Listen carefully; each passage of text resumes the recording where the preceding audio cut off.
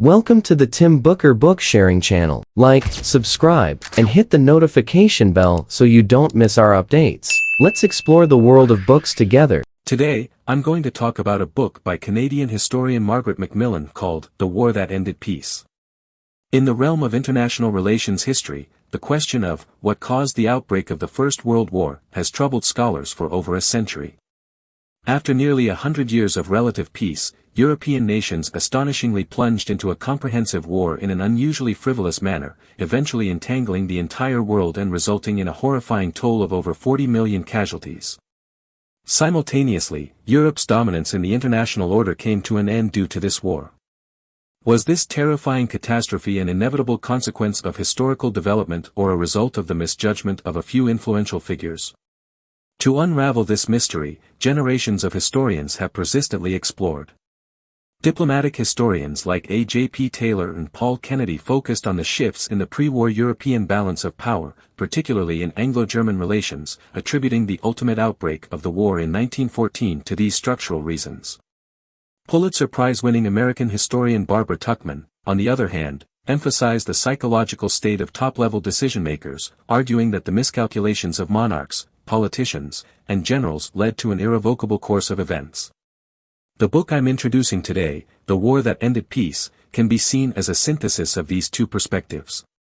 It acknowledges the greater responsibility of certain historical figures' personalities and mindsets for the outbreak of the war while attempting to explore the environment and atmosphere that shaped these mindsets.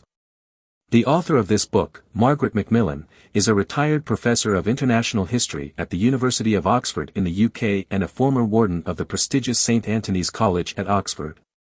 Her great-grandfather, David Lloyd George, served as the British Prime Minister from 1916 to 1922 and was a significant eyewitness to the history of World War I. MacMillan herself has extensively researched the history of the First World War. Her book, Paris 1919, 6 Months That Changed the World, published in 2001, provided a comprehensive retrospective of the Paris Peace Conference.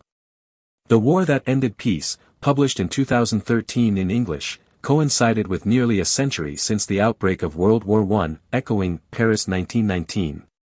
While Paris 1919 attempted to answer why a conference aimed at ending war became a catalyst for the next conflict, The War That Ended Peace explores a grander and more intricate theme: how a prolonged period of peace gave birth to an unprecedentedly destructive war. Next, I'll divide the discussion into 3 parts to introduce the book's main content and the new perspectives it presents. Firstly, following MacMillan's approach, I'll outline the significant historical contexts and societal ideologies that served as catalysts for the outbreak of World War I. Secondly, I'll show you, through MacMillan's portrayal, which personal traits of several top European decision-makers, especially their character flaws, escalated confrontations between nations towards the direction of war at crucial junctures. Finally, I'll summarize why the actual progression of the war diverged from the expectations of the vast majority involved and ultimately signaled the end of the European age. The opening part of the book begins with author MacMillan vividly portraying the splendor of the 1900 Paris World Exposition. Europe at that time had just experienced the Second Industrial Revolution, reaching an unprecedented level of prosperity in both material power and cultural life. Whether it was the rising powers like Germany and Italy or the established imperial giants like Britain, France, and Russia, all utilized this public stage to flaunt their comprehensive national strengths and cultural achievements. However, compared to the European colonial powers that had already spread across the globe, the likes of the United States and Japan, though emerging as regional powers, were slightly less influential. Moreover, Europe had enjoyed over 80 years of relative peace since the end of the Napoleonic Wars in the early 19th century. Despite occasional conflicts like the Crimean War or Franco-Prussian War, these were short-lived and resulted in relatively limited economic damages and casualties. This led many Europeans at the turn of the 20th century to optimistically anticipate Kant's perpetual peace and the continuity of Europe's dominance. The Paris Expo occurred 14 years before the outbreak of World War I, yet MacMillan astutely observed that the seeds leading to the eventual war were already evident in 1900. They primarily encompassed 4 factors. First, the uneven political and economic development across the capitalist world, particularly the wavering balance of power among European nations. Second, the global expansion of European imperialism and the contradictions it created. Third, the impact of radical nationalist ideologies on domestic politics. Fourth, the blind optimism and narrow prejudices induced by the revolution in military technology. Macmillan argued that the breakdown of the balance of power was the most significant reason for the war's outbreak. In the decades following the Napoleonic Wars, this balance had been relatively stable, but it encountered a serious crisis after Germany's unification in 1871. The rising Germany not only surpassed France in population, industrial capacity, military size, and overall national power but, aided by the winds of the Second Industrial Revolution, also challenged Britain, the foremost imperial power, in industrial and economic output. Germany's pursuit of a world policy to compete globally arose from this context. Meanwhile, after years of hesitation, the British government, stimulated by the naval arms race, formed alliances with France and Russia in 1904 and 1907, leading to a bipolar standoff. Additionally, Germany faced a precarious security situation due to its continental position, being too close to its archenemy, France. To alleviate this fear, Germany chose the Austro-Hungarian Empire as its primary strategic ally. However, Germany's ties with Austria affected another major power, Russia, which had deep-seated conflicts with Austria-Hungary. As Germany's leaders couldn't mitigate the contradictions between their alliance with Austria-Hungary and maintaining friendly relations with Russia, Russia opted to officially ally with France in 1894. The interdependence of European powers on the continent and the deterioration of Anglo-German relations formed a background, nurturing both the Allied and Central Powers' military alliances. The emergence of two major opposing blocs appeared to form a new balance of power, but its foundation was highly unstable. Macmillan noted that the real impetus behind these alliances was not unity of belief but rather fear of potential isolation. To maintain these alliances, governments had to continuously offer new guarantees, such as immediate entry into war if an ally were attacked. This reduced the room for easing tensions within this standoff. In some cases, major powers even tolerated extreme policies from weaker allies. This leniency led to the Sarajevo incident, initially between Austria-Hungary and Serbia, subsequently entangling all major powers. Furthermore, neither Britain nor Germany held absolute superiority over their respective adversaries. To ensure victory, military strategies focused on preemptive strikes, further magnifying the risks of all-out conflict. The contradictions arising from imperialist expansion constituted the second reason for the impending war, primarily driven by economic factors. The Second Industrial Revolution provided immense military technology and strength to European powers, intensifying their demand for markets, resources, and colonial territories worldwide. The late 19th century witnessed an imperialistic colonial wave much larger in scale and intensity than the earlier periods. When this expansion ended, the majority of territories in Africa and Asia fell under the direct or indirect control of European powers. Macmillan observed that the colonial pavilions at the Paris Expo almost became stages for European powers to display their sphere of influence, creating a sense of superiority. The decline of the Ottoman Empire and its territories adjacent to Europe's Mediterranean coast led to the famous Eastern Question. Previously under Turkish rule, these Balkan, Middle Eastern, and North African territories became political hotspots, attracting attention from established powers like Britain, Russia, as well as rising powers like Germany and Italy. Gradually, the Balkans became the most acute region for ethnic conflicts and complicated interests in Europe, eventually becoming the powder keg that sparked the war. In this competition, the actions of major powers became increasingly irrational. Macmillan mentioned the Fashoda incident in 1898 that abruptly strained Franco-British relations in distant Sudan, a situation of little immediate importance to either country. Yet, due to the inertia of expansionism, both governments took extremely aggressive stances, nearly escalating to a localized war.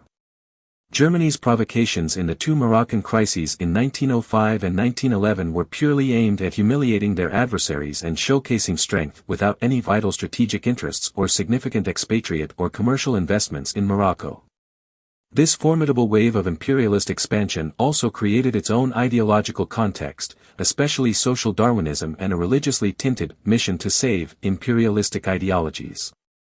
Germany, Russia, and Britain played crucial roles in these ideologies.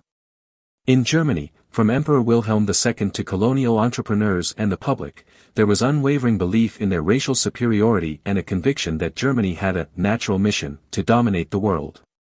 Russia's Eastern Orthodox tradition provided a justification for its involvement in the Balkan issues, portraying itself as the protector of Slavic nations. Britain similarly framed its global expansion as a civilizing mission of Europeans, even glorifying it through poetry and novels. Despite the emergence of new progressive thoughts like pacifism and socialism worldwide by the end of the 19th century, they were limited in influence, failing to exert a strong impact on the critical moments deciding between peace and war. The rise of radical nationalism and the emergence of modern mass politics constituted the third reason for the war's outbreak. Until the Napoleonic Wars, the diplomatic activities among European powers were primarily conducted by a small group of professional diplomats in utmost secrecy, termed as classical diplomacy.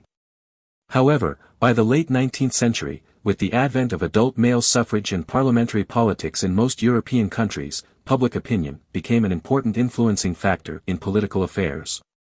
Diplomatic policies had to consider popular sentiments.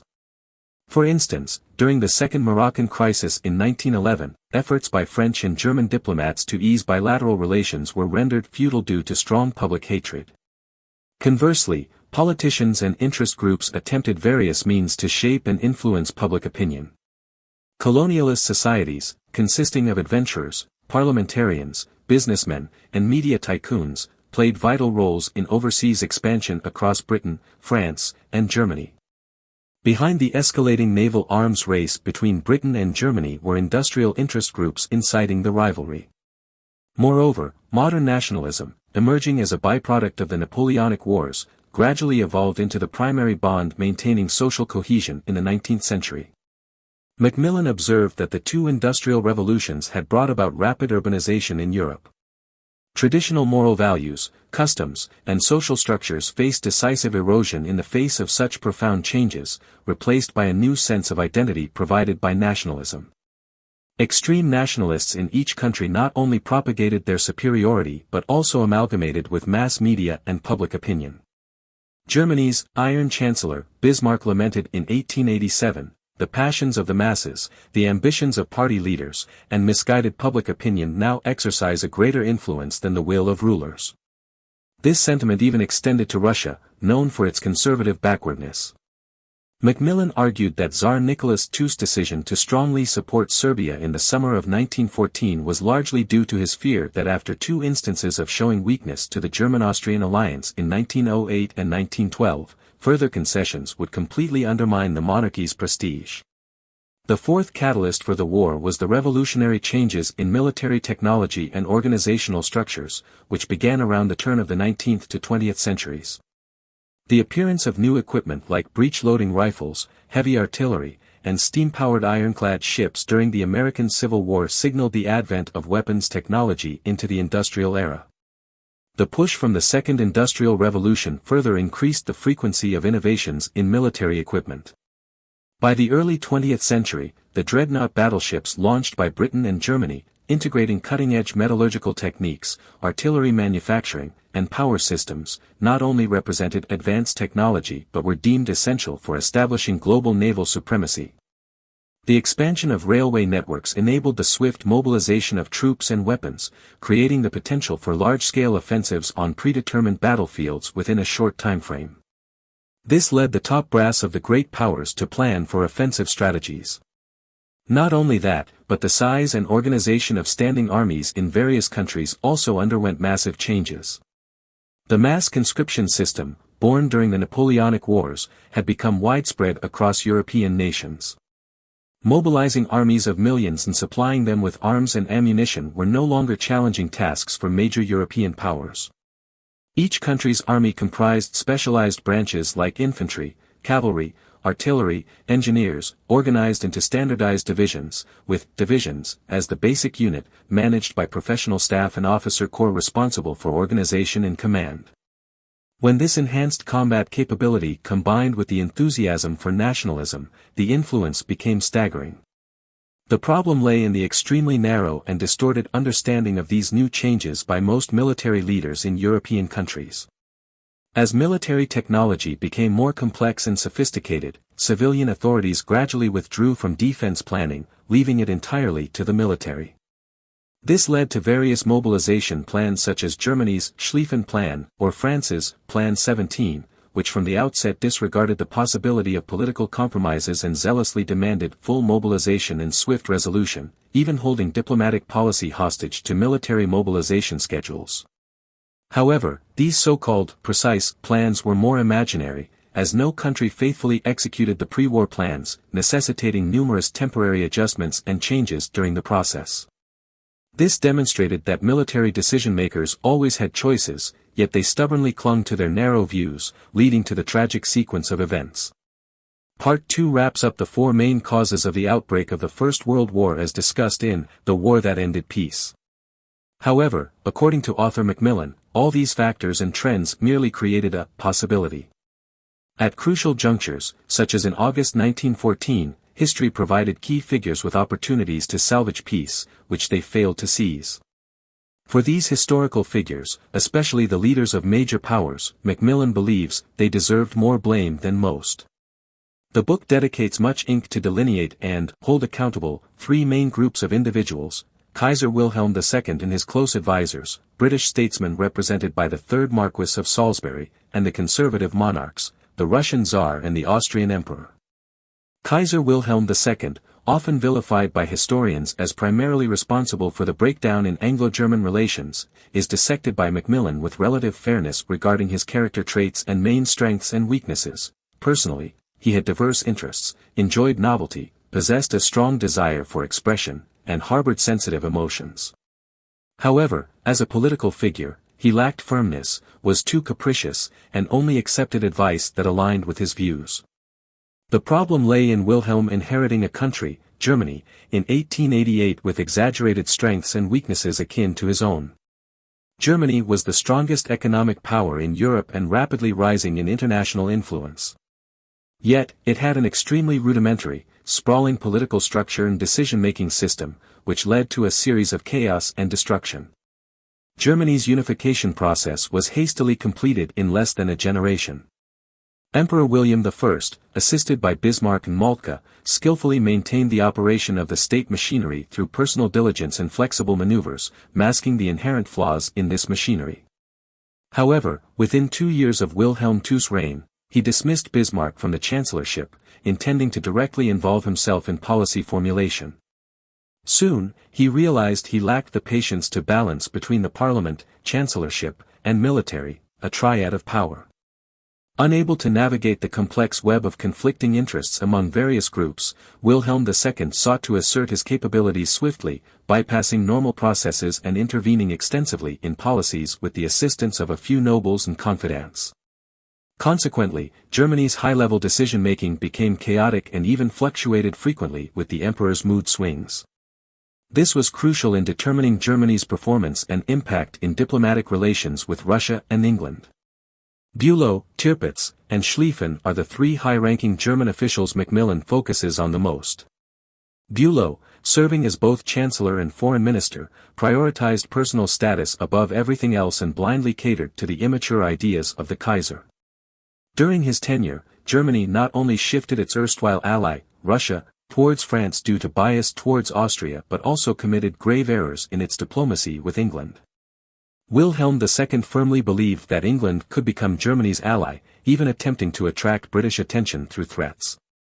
Bülow's endorsement of such bizarre proposals unquestionably led to Germany's world policy failing to alleviate its security predicament on the European continent, ruining Germany's neutral stance and directly pushing Germany to the brink of being encircled. The author asserts Bülow's undeniable responsibility for this. Tirpitz and Schlieffen, the actual wielders of power in the German navy and army respectively, had vastly different personalities but caused equally disastrous consequences. Naval Minister Tirpitz was more of a politician than a military man. Successfully capitalizing on the Kaiser's interest in naval affairs, he transformed fleet expansion into the foundation of Germany's world policy, and even bolstered his own position. However, Tirpitz's belief that the German navy laws would not provoke England was entirely subjective. This approach progressively steered Anglo-German relations toward confrontation, completely deviating from Germany's initial intent of improving the international environment. As for Schlieffen, although appearing as a pure military man, he was a narrow-minded, obstinate, military-only advocate. The war plan he designated for Germany aimed to violate Belgium's neutral status from the start, disregarding diplomatic consequences. Drafting a mobilization plan for Germany that exceeded the country's human resources limits and refusing to consider other possibilities, Schlieffen's plan was extremely narrow-minded and continued to be tweaked by Germans even after his death, until the war broke out. Compared to the pronounced role and character traits of British monarchs, the representative figure selected by Macmillan for the British political group is the third Marquess of Salisbury. He was a complex figure blending old and new hues, born into a noble family but interested in chemistry, advocating for a diplomatic policy of splendid isolation yet not refusing to maintain a global colonial empire, willing to ally with Germany but more concerned about the direction of public opinion. These contradictory traits actually reflected the strategic predicament Britain faced. Due to the impact of the Second Industrial Revolution, from 1880 to 1914, Britain's share in global manufacturing and overseas trade had steadily declined. Maintaining the vast colonial empire was becoming increasingly costly. Britain could no longer afford to persist with splendid isolation while facing frequent friction with three powerful nations, France, Germany, and Russia. Salisbury's attempt to uphold the old order was crumbling. In 1903, Salisbury, aged 73, passed away, and his successors soon steered Britain onto a new path. Admiral Fisher considered Germany's maritime ambitions as a severe threat, thereby initiating a dreadnought battleship arms race.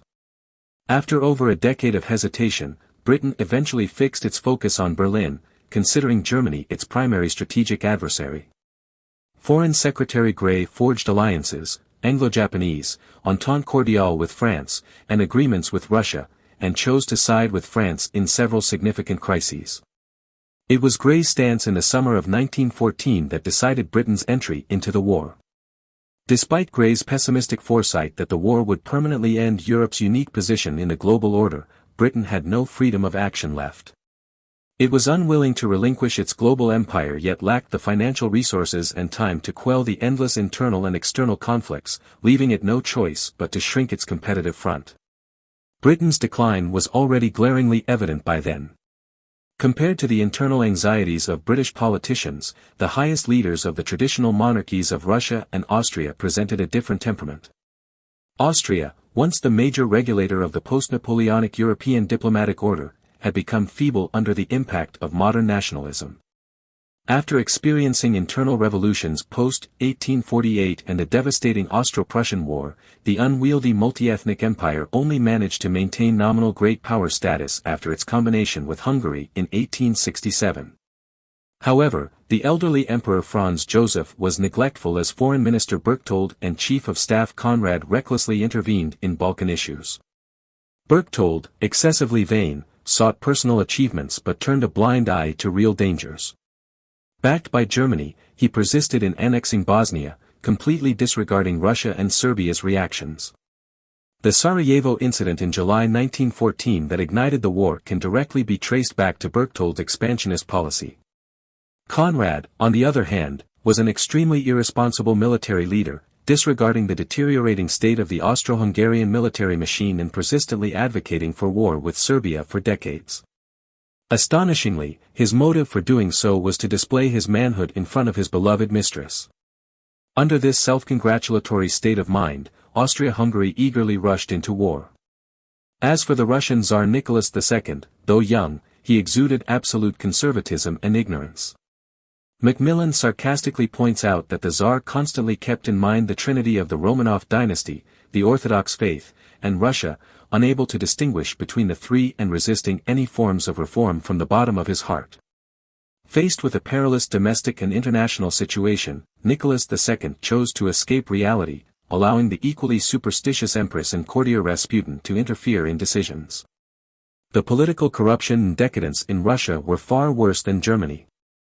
Ironically, Nicholas ultimately agreed to go to war primarily due to Foreign Minister Sazonov's threats, Sazonov claimed that if the Tsar did not agree to war under the circumstances of unanimous public sympathy for Serbia, anti-German and anti-Austrian sentiments, the monarchy would be overthrown by revolution.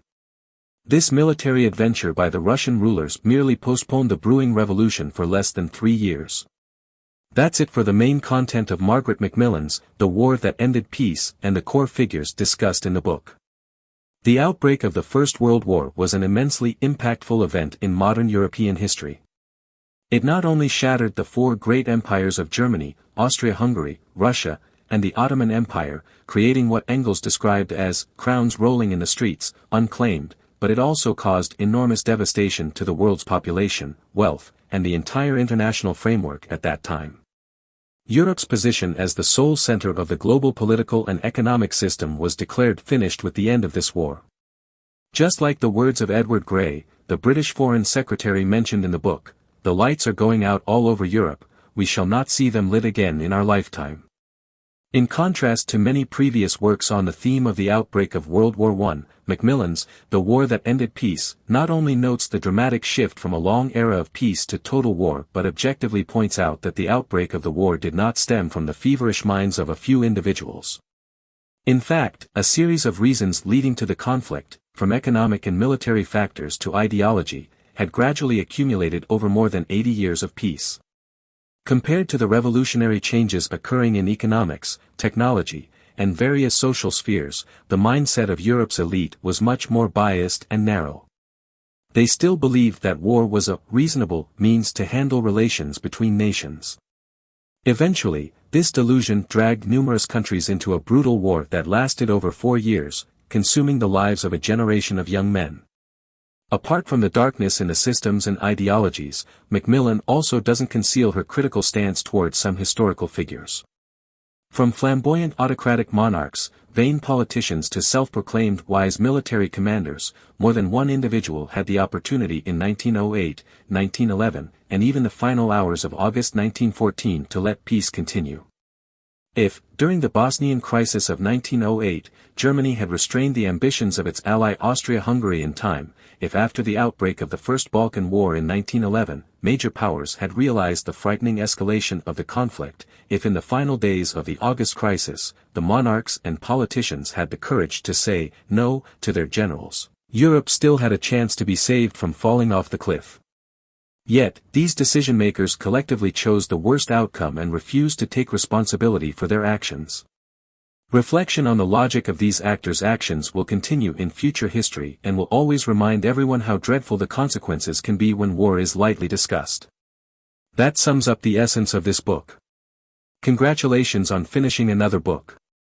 Thank you all for your support and attention. Please subscribe to the Tim Booker channel, like, and share this valuable knowledge with your friends. Let's combine wisdom and practice, achieve our financial goals, and create a better future together. Thank you all, goodbye.